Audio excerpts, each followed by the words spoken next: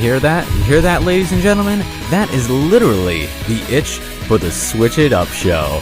I am your host for this episode, Glenn at From the Crib, joined by Mr. Setrav. How's it going? There he is. You can follow Setrav. Where can the people get at you? Because right now we are in the world. We are in like hashtag mania. We have like a billion different like social media accounts. I feel like. Tell me all the places the people can show their support for Seth. I am, of course, at Basic Boy Gaming. That's B-O-I Boy.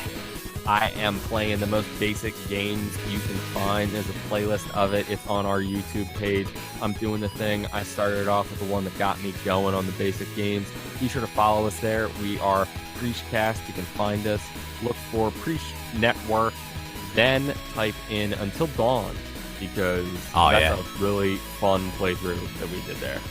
That's a great game, man. If you are into like horror movies, Friday the 13th, or just like choose your own adventure type games, books, humor, scary things, good times, you need to go watch that video because it's fun, man. It's a great game.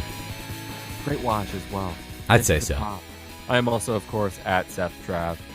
So much Seth, so little time. That's what I always say. That's what it is, man. So this is actually part 2 of our our game review bonanza, if you will. We're going down the list. We got a few. Summer blowout, my man. Yeah, there it is. We talked. If you haven't listened to part 1, go ahead, tune into that. It's going to be episode 13 of the Switch It Up show. We talk a little bit about the indies, all the different indie games that are coming out in the very, very near future on the wonderful Nintendo Switch. And we also do a couple reviews, and we got 2 more of them coming out in this very episode. But before we go ahead and get to them, one thing that we actually saved, we kept it aside for this episode, and that is going to be a little bit of the games that are coming out this week on the Nintendo Switch. And we have, looks like we got 1, 2, 3, 4, count them, 4 games coming out this week, sir. I'm gonna put you on the spot. Do you know any of them offhand? I only expect you to know one because I mentioned it earlier. It's Rabbids. Yes. X Mario. Yeah, Rabbids X Mario. That's right. Yeah, this is the one where they had that like over on Reddit. Game handle. What was that? Mario X. Aim handle. Oh, Rabbids X Mario. Capital X, naturally. First of all, it has to be capital X, okay, and it has to surround your screen name. That's just the rules of the it was early 2000s. 2 big X's, little X. Yeah. Rabbids, big X, Mario. Yeah. Little X, 2 big X's. I'm glad you understand the formula. Game etiquette. Yes, I appreciate it. So I'm going to go ahead and hit you with the synopsis for this game. The Mushroom Kingdom has been torn apart by a mysterious vortex, transporting the chaotic Rabbids into the once peaceful land. In order to restore order, Mario, Luigi, Princess Peach, and Yoshi must team up with a whole new crew. 4 Rabbids heroes. Together, they will battle with weapons through four worlds filled with combat, puzzles, and unpredictable enemies. Developed exclusively for the Nintendo Switch, Mario and Rabbids Kingdom Battle is the best of Mario and Rabbids franchises, combining all that you love about Mario's iconic universe with the side-splitting antics of the Rabbids.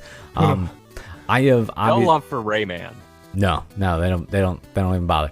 I am obviously pretty familiar with the Mario games. Been playing them for quite some time, but I gotta be honest with you, sir. I haven't really played that much of the Rabbids games before. Never touched one. I think I got one of them over on the classic Wii, and I know that all the different Rabbids, they have like all different types of powers, and they're kind of cool. But to be honest, this is gonna be a new experience for me. This game, I did order this on Amazon. It did show up a day late too, so I'm looking for you, Amazon Prime, and I hold you responsible. But I am going to be playing this game, and I hope, in the next episode, might talk about it just a little briefly, maybe in the what we're playing segment.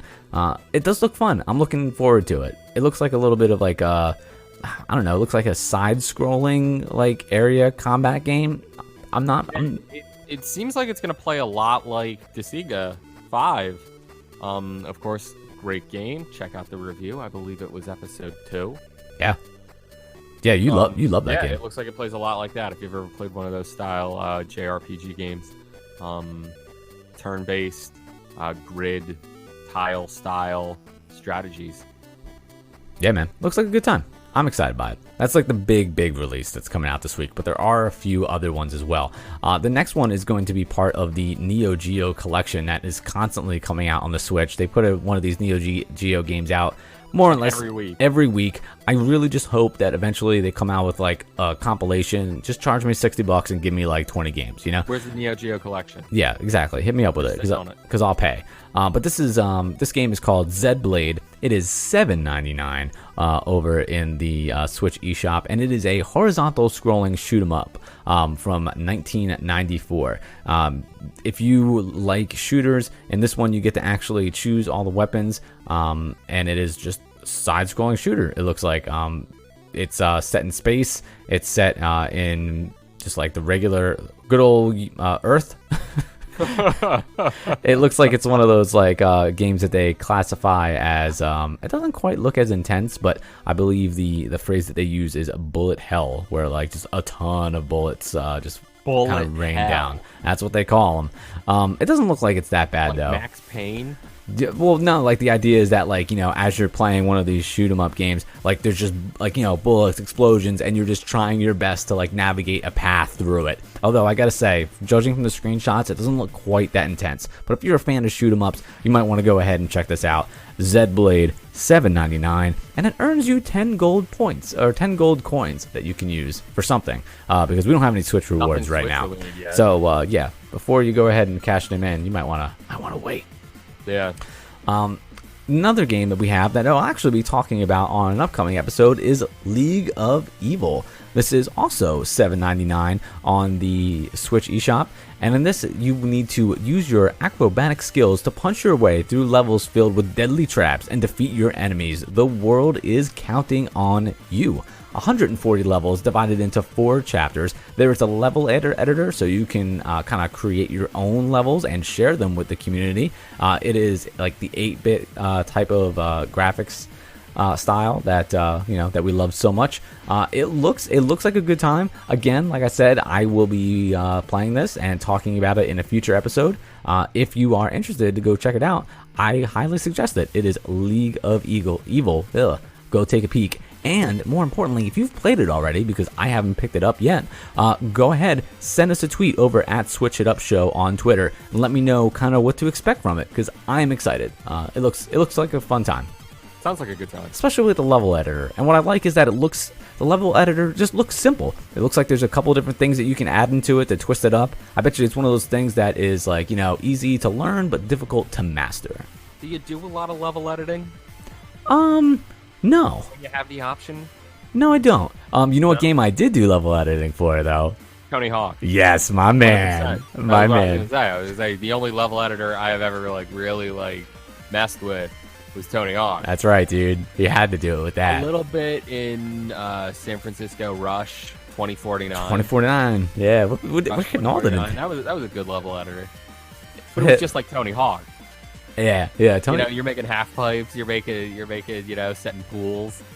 Yep. Being able to do like sick jumps off of them. I'd always just be like, how many flips could you pull? That's the idea. Make the half pipe as like big as you can, so you can hopefully hit that 1080. I spent hours designing like the raddest skate parks. Yeah, man, that was fun. I didn't get to play Super Mario Maker too much, and that game was like all level editing. Nothing but. Yeah, that was more or less it. And then lastly, the last game that's coming out this week. This is a mouthful. So it is Azure Striker Gunvolt, the Striker Pack. It is $39.99. So definitely the priciest game, but looks to be like the meatiest game too.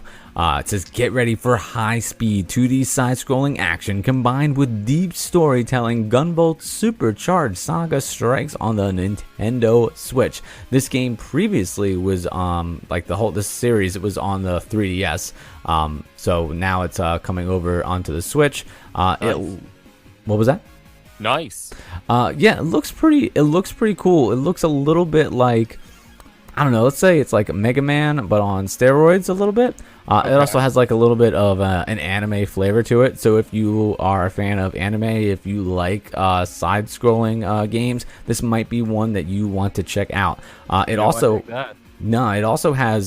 This is another game that takes advantage of like actually having real voices in the game. I love that.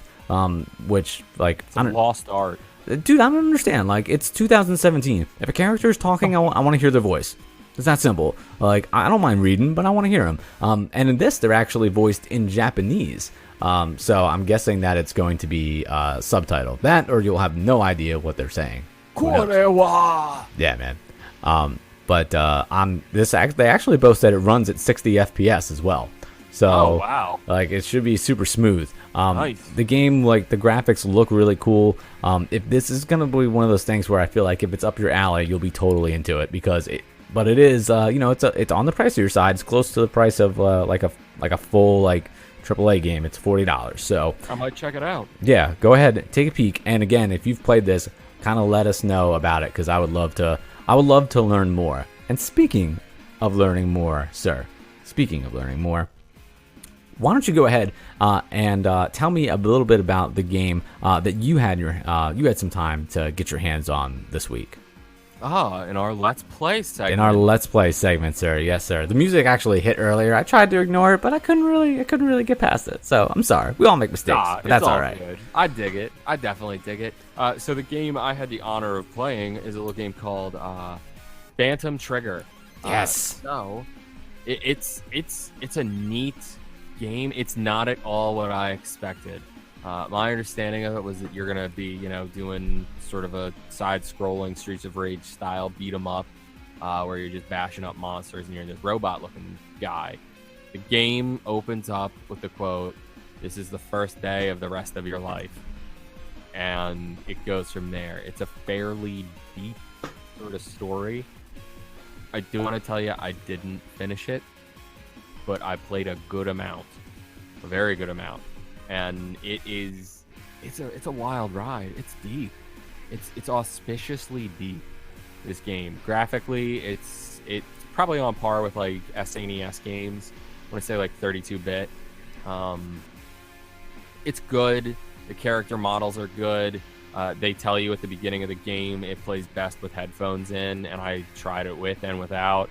Definitely do it with the headphones in. The sound design in this game is really on point. You get to level up a lot, you get to find a lot of neat things, and like I said, the story keeps you wanting to play. I would definitely pick it up, my man. I wanna tell you, get it. Gonna give it a 4.5. Wow, super high for you, man. Gonna give it 4.5. There's something about the controls and certain enemies, like certain enemy types, like it just, you're not like registering the hits. Like there's no way, because I am pressed against these things, slashing away, and it's just not registering hits. So I gotta give it a 4.5. Hey, the considering that, like, that's a super high mark, man. Like, I'm telling you, this storyline has it, and I don't want to spoil anything for you. I want you to piece it together on your own. I want you to try to, at least, but it's very interesting the way that they do it. Very, very interesting. If you are a fan of, say, like a Mr. Robot or Lost, something like that, if you're a fan of Mr. Robot, you would love this game. man, so it's like it's like that. It's that type of intense. Yeah, man, like the story, like it stays with you, and the music really, really helps that. And definitely play it with the headphones in, man, because you fight your way through something deep, and it's pretty cool.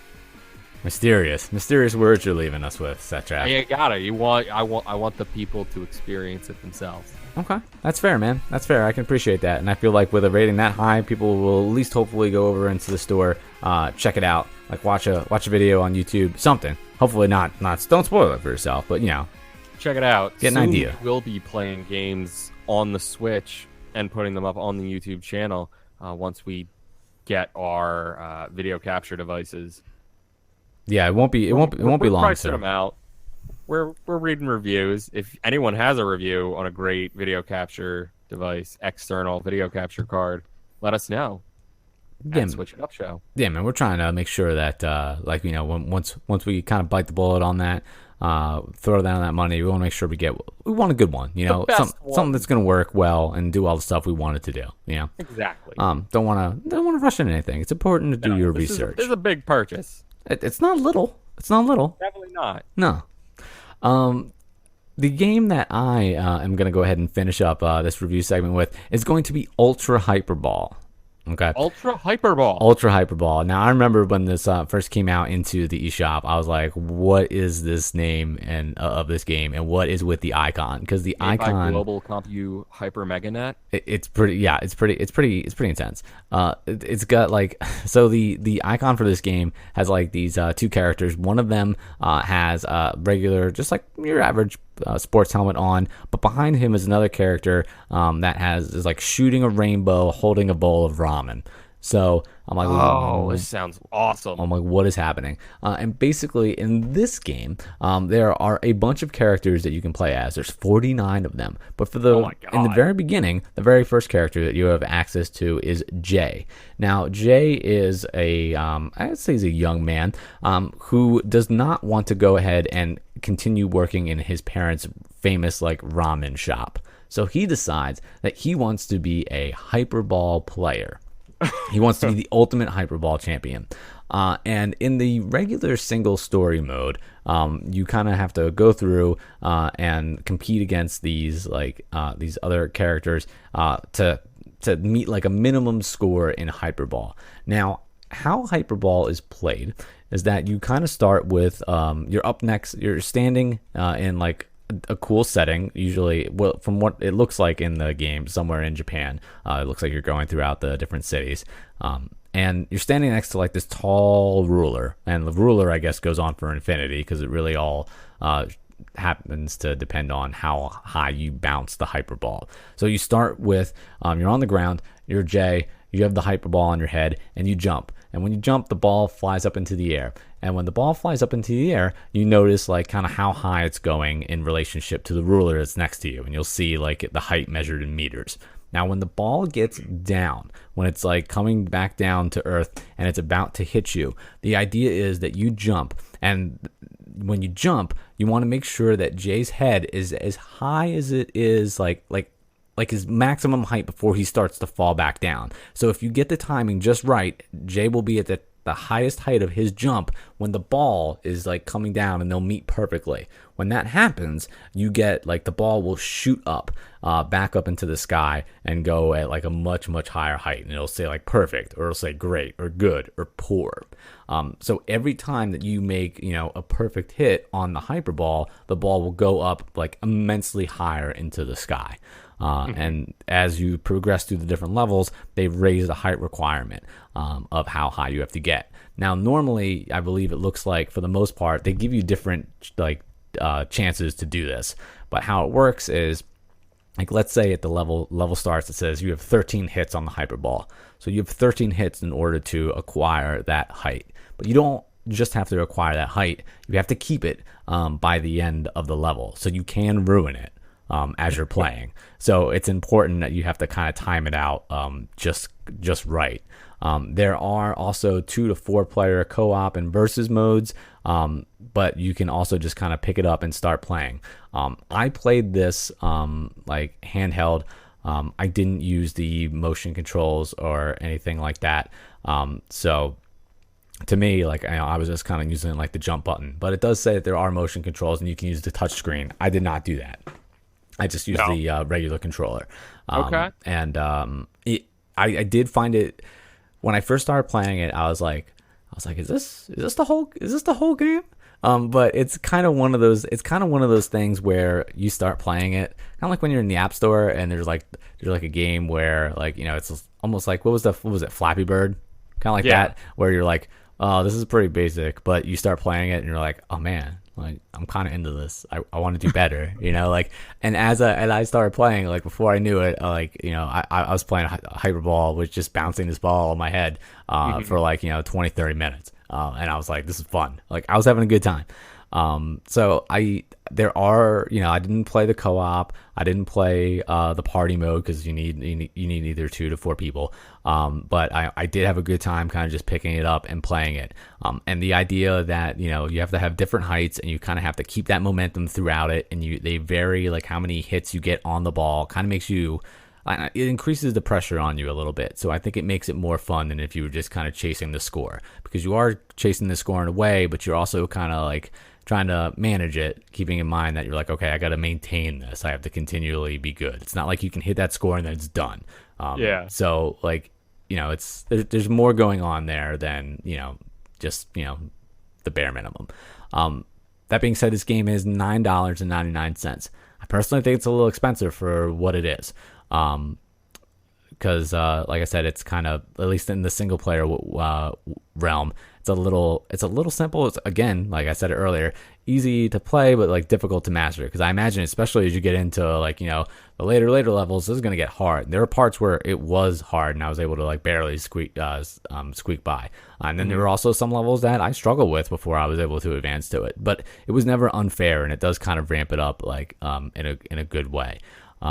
I think this game could be a little bit less expensive. I think maybe it could be like $7.99, but like $10 for it I think might be a little much. That being said, I did have a good time with it. If I was gonna go ahead and give this a score, I would probably give this a 3. Not trying to be hard on it or anything like that. It's just, I think what was wrong with it? I think it, like I said, I think it might be a little bit too pricey, and I don't know. I think this is a party game, and I feel like it's a party game, but I played it single player. So for me, single player experience, I think I would give it a 3, based on the fact that I think it would probably shine if you were playing like on the couch with a bunch of friends and you were all like like, oh no, we only have so many hits left on the ball. Like I think that could be a lot of fun. But I didn't play it like that. I played it by myself. So I don't know if I quite got as much out of it as I would have if I were playing it with a bunch of people. So to be fair, my experience with it solo, I don't know if I would pay $10 for it. Okay. But I did have fun, and I think if you're looking for a game to play with a bunch of people, I think you would have immensely more fun, especially if like this was like your group's game that you like were into, because you can just pick it up and start playing immediately. Like there's nothing stopping you from jumping in and getting in a quick game. And I think it would be fun to like totally like tease people and give people a hard time as you're playing this game. Yeah, Ultra Hyperball, man. It's not bad. I dig it, man. Not bad, but not the first single player game I would go to. But worth a look, at least, for sure. I definitely dig it. Yeah, man. So if there are any games that you recommend to us, any indie games, since we talked in the last episode all about the nindies that you think we should check out, that you haven't seen yet, let us know over on @SwitchItUp Show, and we will be sure in the future to switch it up.